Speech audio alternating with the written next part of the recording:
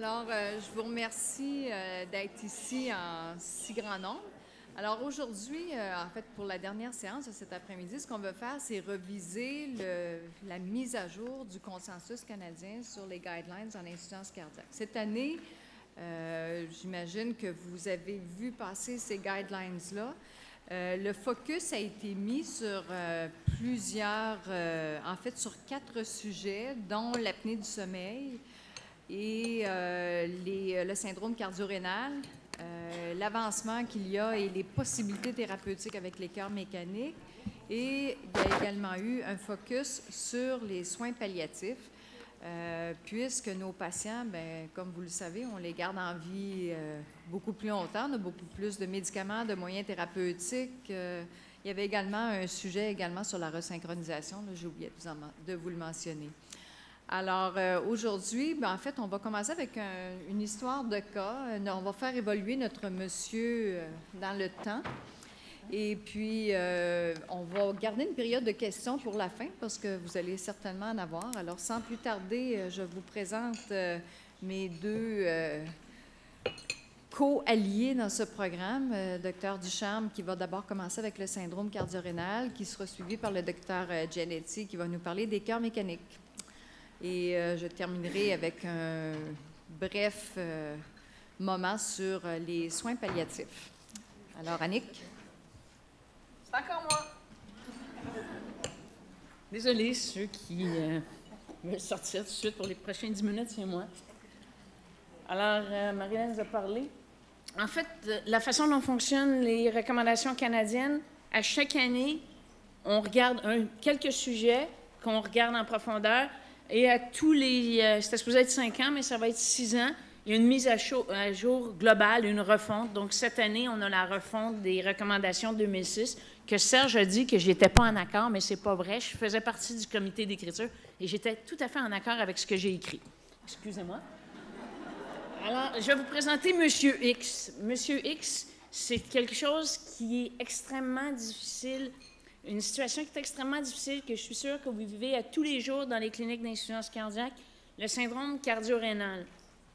Monsieur de 62 ans chronologique, mais pas mal poqué, on va y revenir, qui est une insuffisance cardiaque que l'on appelle de stade D de l'AHA, donc, ou une classe 3 du NYHA.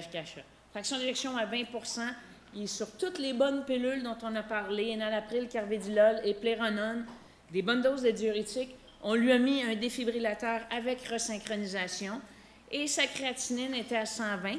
Par contre, assez congestif, assez congestif avec un BNP à 4000, qui est son niveau habituel. Il y avait un mal de dos, puis il a reçu des AINS, puis là, il allait moins bien. Il avait encore mal au dos, puis en plus, il était essoufflé, puis il avait pris 6 kilos en une semaine. Il dit, ça se peut plus. Il dit, je grossis, puis je mange rien. Quand on l'évalue, il est très congestif. Une petite tension, comme on voit souvent, 102 sur 56.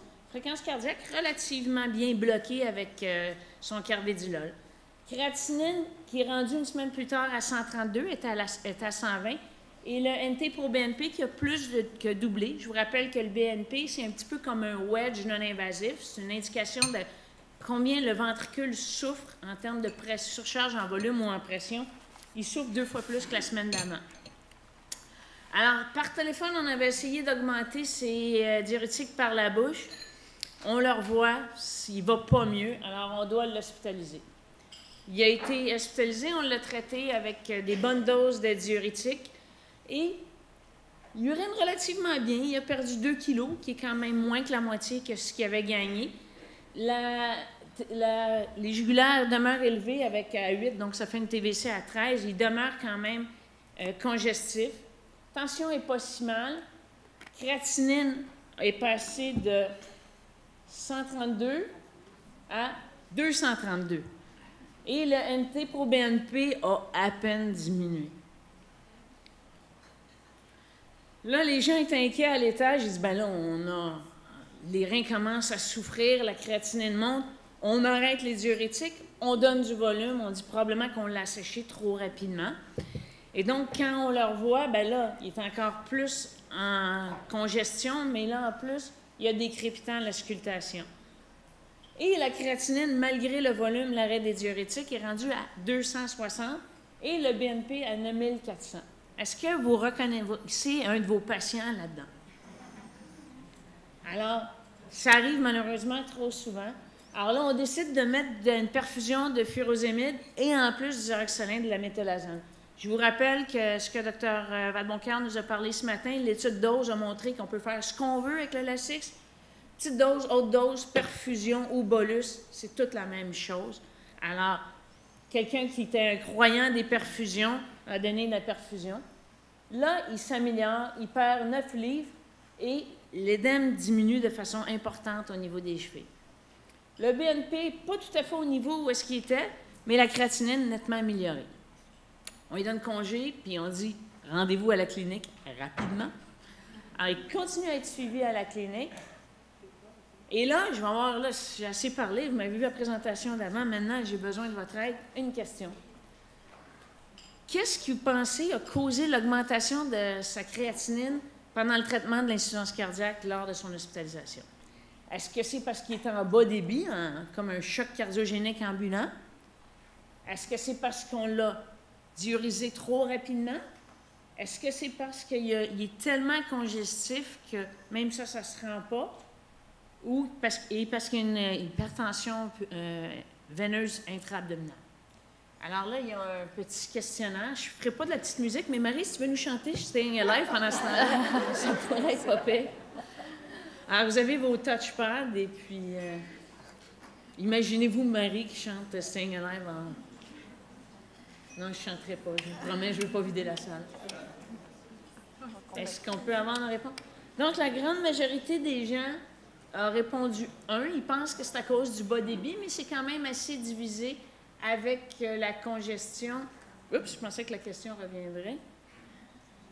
La grande majorité a répondu le faible débit. Alors, cette partie-là, continuez, s'il vous plaît, à écouter parce que vous êtes dans le champ gauche. Et les autres, peut-être, vous pouvez prendre une petite pause. On va y revenir. Alors, c'est quoi le syndrome cardio-rénal? Bien, c'est un problème entre le cœur et le rein. C'est assez logique. En fait, c'est lorsque une dysfonction d'un organe entraîne une dysfonction de l'autre. On a une créatinine à 230, mais c'est des reins habituellement normaux qui sont insultés à répétition par un bas débit, mais également par les cardiologues ou par les diurétiques qu'on leur donne. Alors, ce qu'on sait, en insuffisance cardiaque aiguë, il y a un risque important de détérioration rénale et quand ça survient, c'est un facteur de mauvais pronostic. Ça signe qu'il va falloir aller plus loin, puis on va voir les différentes options avec Marie-Hélène et Nadia. Mais maladie rénale aussi, ils ont un cœur plus rigide à cause de la surcharge en volume. Ils ont un risque plus important d'insuffisance cardiaque aiguë. Et eux aussi, un insuffisant rénal qui développe une insuffisance cardiaque, ça va mal à la chute. Alors ici, c'est la réponse à ceux qui étaient dans le champ gauche. On a ici dans l'axe des Y la détérioration de la fonction rénale. Pour chacun des graphiques, c'est le même axe des Y. Et ici, on voit la congestion. Donc, plus le patient est congestionné avec une TVC à 24, plus le risque d'insuffisance rénale est important lorsque l'on travaille avec notre patient. Par opposition ici, que le débit soit complètement effondré avec un index à 1,4 ou élevé, 2,6, c'est le débit élevé, en fait, qui risque de causer plus de problèmes. Donc, la congestion, c'est très, très mauvais. Et ici, on ne s'y est pas attaqué énormément dans les dernières années. On a travaillé beaucoup au niveau d'améliorer, diminuer la post-charge. Peut-être qu'il faudrait travailler un peu plus sur la congestion, mais on n'a pas beaucoup de traitement. Et ici, c'est dépendant de la tension artérielle systolique. Souvent, les gens sont inquiets. Il y a une tension à 80. Je vais lui donner quasiment des doses homéopathiques de Lasix, du 20 mg IV, alors qu'il prend 80 BID par la bouche. On voit que la tension artérielle soit en bas de 95 avec un bas débit ou très belle avec un débit adéquat, pas plus de risque de détérioration de la fonction rénale. Et si on regarde ici le wedge, donc la congestion pulmonaire, risque de détérioration rénale, le même si le wedge est à 15 ou est à 32. Qu'est-ce que l'on fait avec les diurétiques? Oui, on essaye de vider les poumons, mais on essaye surtout de vider tout l'espace extravasculaire. On a des patients, des fois, qui ont des jambes immenses, là, qui sont en anasarque, Et c'est ce qu'on essaie de faire avec nos diurétiques. Mais qu'est-ce qui arrive? Ici, c'est l'artère afférente et efférente, notre capillaire glomérulaire. Le sang passe ici et il y a des forces qui vont favoriser la filtration, puis des forces qui vont s'opposer à la filtration glomérulaire. Ce qui est important, c'est quand on a une TVC très, très élevée, qu'est-ce qui arrive? Les forces qui favorisent la... Pardon? Il commence à être anémique comme toi, hein? C'est peut-être moi qui manque d'effort.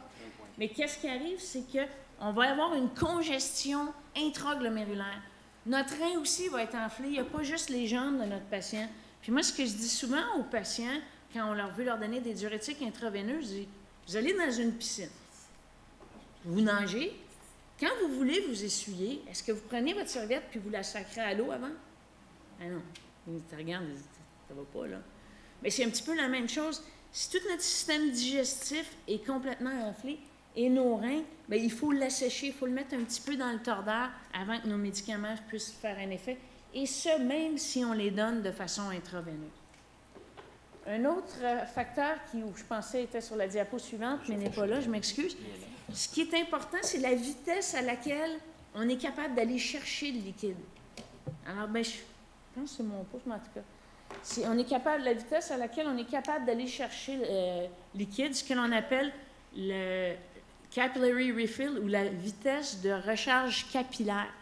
Si on enlève du volume à 200 cc/h, puis normalement, on ne peut pas vraiment aller plus que 50 cc/h pour prendre notre liquide, du liquide extravasculaire et l'amener dans les vaisseaux, bien, on va assécher les vaisseaux. Et donc, c'est ce qui se passe chez notre patient. Il y a une pression qui est très élevée, il y a une hypertension intraglomérulaire, puis en lui donnant des diurétiques de façon trop agressive, qu'est-ce qui arrive? On n'est pas capable d'aller chercher le liquide en périphérie et la créatinine monte. Ben là, OK. Alors ça, on revient ici, je ne sais pas pourquoi on le remet, puis en fait, je pense que c'est la batterie de ça qui est morte. C'est l'autre batterie de mort? Ben, OK. Alors, les recommandations canadiennes, cette année, elles ont changé de couleur, hein, elles sont bleues et toutes les lignes directrices sont bleues. On recommande que les patients qui ont un syndrome cardio-rénal soient gérés par une équipe multidisciplinaire qui possède l'expérience et l'expertise nécessaires. Pour essayer d'éviter un petit peu l'externe qui a arrêté les diurétiques, donne du volume puis qui traite une créatinine. On essaie de traiter un patient et je pense qu'il faut le faire en équipe multidisciplinaire. Les néphrologues peuvent être amenés à contribution, certainement le personnel infirmier, pharmacien et cardiologue, évidemment. Ce qu'on dit, c'est que ça prend une évaluation soigneuse de toutes les... Ça, c'est un peu comme prêcher au curé, là, j'en conviens, mais il faut vraiment qu'on regarde tous les indicateurs cliniques du volume. Si le patient, on rentre la jambe puis il y a encore 3 plus d'édème, là, c'est pas le temps de lui donner du volume. Peut-être ralentir un petit peu notre diurèse, mais il faut vraiment évaluer la volémie pour voir qu'est-ce qui se passe. Il ne faut pas oublier, et Joanne Larocque en a parlé beaucoup, et très bien ce matin, beaucoup mieux que moi, il faut voir aussi si le patient prend du poids, des fois il perd du muscle, des fois il prend de la graisse, mais des fois il devient cachexique aussi. Donc avec un poids stable, il peut être beaucoup plus en défaillance. Alors il faut regarder aussi si notre patient s'améliore, l'évolution des symptômes. On regarde évidemment la fonction rénale, le poids, mais l'état volémique est important. Les jugulaires, c'est important de regarder notre patient et non pas juste traiter une créatinine. Il faut éviter, comme ça s'est produit chez mon patient, un retrait trop agressif du volume, surtout si les patients ont surtout une défaillance droite. Je vous ai montré que le wedge n'était pas vraiment important pour la détérioration de la fonction rénale, mais c'est la défaillance droite qui est importante. Et c'est ce qui est de plus difficile à traiter, selon moi. On revient. Notre patient est congédié avec un BNP un petit peu plus haut qu'au départ, une créatinine un petit peu plus haute qu'au départ, mais volémique, il se sent bien. On le voit, il va super bien, mais 6 mois plus tard, là, on est vraiment pris dans une insuffisance cardiaque qui est réfractaire. Créate oscille entre 3 et 400 selon les visites. BNP extrêmement élevé. Là, il est encore congestif. Il a encore pris du poids. Puis là, il n'y a aucun facteur précipitant. On a même été obligé de diminuer nos médicaments prouvés efficaces, diminuer un petit peu nos IACA, diminuer un petit peu nos bêta-bloquants